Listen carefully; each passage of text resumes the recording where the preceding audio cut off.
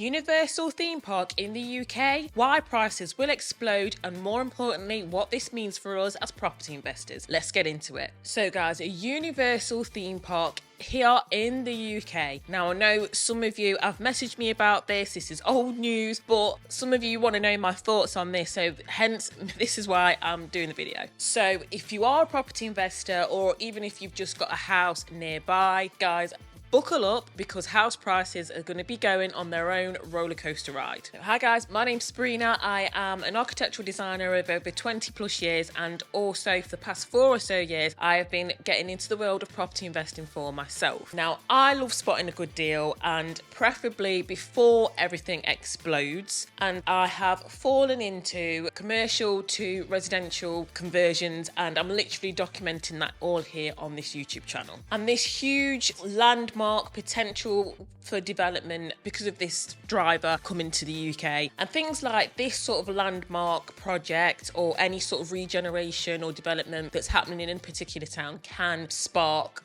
a lot of investment. So investment like this is great for us as property investors. So this new proposed Universal theme park, this new development, is being built in Bedfordshire between Bedford and Milton Keynes. So it's in a really great location with really great transport links. So already it's in a popular commuter zone. So it's only about 45 to 60 minutes away from London by train. And you've also got the M1 and all the sort of transport links really close by. So all the commuter routes as well close by. So all of these things mixed together makes it the ideal mix for growth, both for tourism and for property growth. And according to my research, which I'm just going to have a look at here, the average price in Bedfordshire is around 364,000, and Milton Keynes it's about on average 378,000, and that's looking at anything from detached homes, terraced, flats, semi-detached, so an average of all those sort of house types. So comment below if you're from that area if that's correct. And as of me recording this video sort of mid-July 2025, that is significantly higher than the average house price, which is approximately 265,000. And comparing those prices to the average house price in Nottingham, which again approximately is about 192,000 as of recording the video, it is a huge difference. It's significantly higher than the area that I tend to invest in. So I invest around the Nottinghamshire area, and that is great for even right now for an area that is set to get a multi-million-pound regeneration boost. This gives investors a chance to buy before prices skyrocket, and before the boom, before the workers come in, before contractors, tourists, everyone comes flooding to the area. So these are the things that we look out for, guys. House prices are set to go bonkers. I mean, don't take my word for it. For example, look at what happened for Disneyland Paris. Property values for all the surrounding towns shot up by over 300% from the 1990s all the way through to the 2020s as a result of Disneyland Paris coming to the area. And I'm sure a similar trend will happen here. And let's not forget the rental potential and the service accommodation potential for towns and for accommodation near Thorpe Park, Alton Towers. They can demand quite a lot of money per night, especially when it comes to peak tourism periods. So in a nutshell, guys, it's going to bring so much to the town. There'll be increased rental demand, job creation as a result of more residents, local amenities will be boosted, short-let opportunities for Airbnb hosts, and more funding for infrastructure. And if you're in construction and design like I am, it is going to give you a huge boost. But guys, there's also a downside that probably we need to think about as property investors, and people do need to think about moving forwards. And that is that local residents could get priced out. So as the increased demand for rentals and just accommodation in general in the area skyrockets, it's going to boost up the prices even more, and it might price out some of the local people. And also, whilst doing my research for this, I did read about there's a handful of residents that live literally right on the boundary, really close by to where this potential park is going to be sited. And the guys behind Universal have already purchased a couple of the houses that are on this sort of isolated row, which literally you can see where the land behind where it's just empty where they've obviously brought, and that's where they're going to be developing. But some of those residents, they might not want to sell.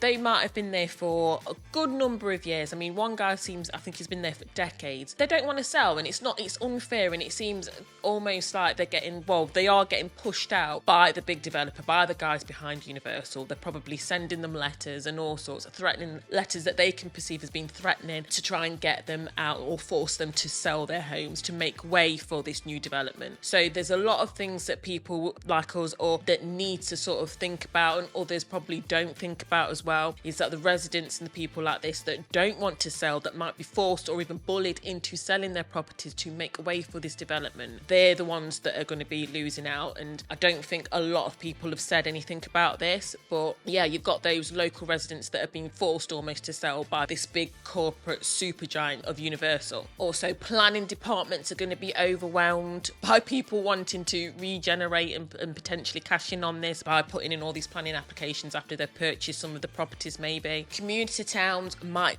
get overcrowded, so really the government needs to invest in a really good infrastructure to here. Otherwise, as I said, the commuter town, they're going to be overcrowded if the infrastructure isn't in place. Risk of hype without follow through. Smaller landlords or smaller residents are going to be squeezed out by these huger, bigger corporate landlords, of whom I've done quite a few videos on already on my channel. But these corporate landlords are probably going to want to get in there early. They'll be buying up from pretty much from now because they'll have the same idea as us, and obviously they've got all that big buying power behind them, so they can squeeze a lot of people out. A lot of first-time buyers, people that are literally just wanting to purchase the properties to live in, they're all going to get squeezed out if these major corporate landlords start to buy from now, which will then feed into the prices going up as demand increases for these properties, which then goes back into my earlier points of it's just going to be forcing people out, especially local residents. So as for me, I'm literally going to be sticking to my plan of buying commercial properties and then